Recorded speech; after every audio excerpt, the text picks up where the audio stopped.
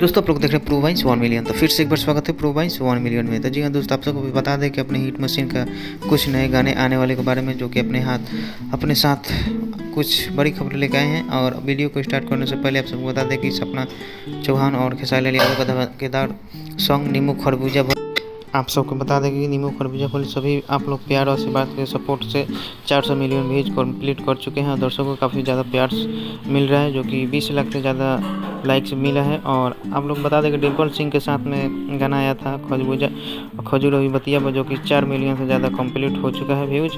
और गलकटवा जी जाएगा नंबर पर ट्रेंड कर रहा है। और आप सबको बता दें 17 लाख से ज़्यादा व्यूज हो चुके हैं।